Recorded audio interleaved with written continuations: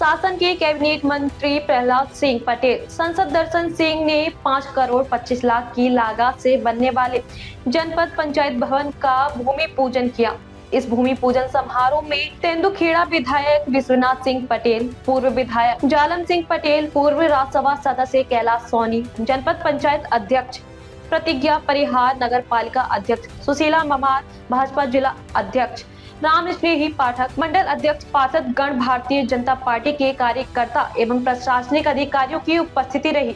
नरसिंहपुर से सतीश विश्वकर्मा की रिपोर्ट। पूजन के इस कार्यक्रम में जो अटल सुशासन भवन, अभी हम एक भवन का उद्घाटन करके माननीय मंत्री जी आए हैं और अब दूसरे भवन के लिए, और ये केवल भारतीय जनता पार्टी की सरकार में ही संभव। ऐसी अनेकों टाइम नहीं दे पाते, इतना अधिक भूमि पूजन होना चाहिए। तो सबसे पहले तो मैं चाहूंगा कि एक बार जोर बाकी को लेकर हमें इस मामले में सख्त होना होगा। देखिए, हमारे लोग हैं, अगर वो भी गलती कर रहे हैं तो कार्रवाई तो उनके खिलाफ भी होगी, और मुझे लगता है कि इसमें मिल बैठकर हमें चीजों को समाधान की तरफ आगे ले जाना चाहिए। अगर सकते, जैसे मैं कह रहा हूं तो मैंने भी यही बात कही थी कि भाई नर्मदा के किनारे ये नहीं हो सकता, अगर पैदल चलने वाला पैसा दे दिया जाना चाहिए। ये भी कैबिनेट में मुख्यमंत्री जी ने तय किया। एक ये प्रयोग है, इसमें आप लोगों को भी मदद करनी चाहिए कि शमशान की जमीन अगर नहीं है तो हमारा दुर्भाग्य है, तो वो तो चिन्हित कर ही रहे हैं।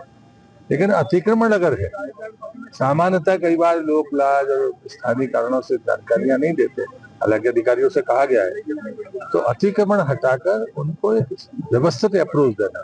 और वो भी मैंने सीसी 2 साल में किसी को दी नहीं, इसमें स्पेशली कहा है कि सीसी रोड ही बनेगा, क्योंकि वहां मेंटेनेंस के बारे में छोड़ना नहीं चाहिए। वन टाइम बन जाएगी, कोई भारी वाहन जाना नहीं है, लकड़ी के अलावा बाकी कुछ जाना नहीं है, तो एक बार अगर बन जाएंगी तो वो भविष्य के लिए ठीक होगी। तो हमने 5वें वित्त का सारा पैसा, मुख्यमंत्री जी का मैं आभारी हूँ कि पिछले साल 1900 करोड़ था, अभी वो समय 6000 करोड़ किया था, तो मैंने उसको डेजिनेटेड सिर्फ शमशान घाट के लिए उपयोग करने के लिए कहा है।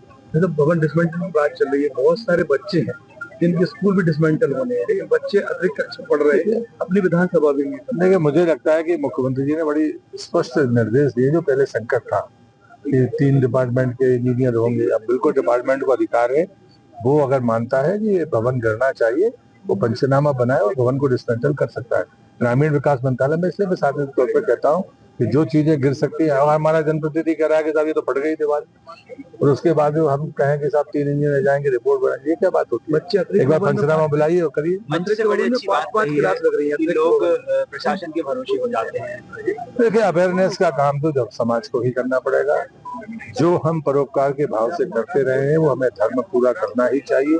जो साधन सरकार देती है, उसमें अगर हमने अपने श्रम को मिला दिया या सहयोग को मिला दिया, तो हम विकास को आसमान तक ले जाएंगे। आरएसएस और भाजपा की सभी तरह कांग्रेस में ढांचे की तारीफ की दिग्विजय सिंह, राहुल गांधी को कहीं लगा कि ये गलत बात है।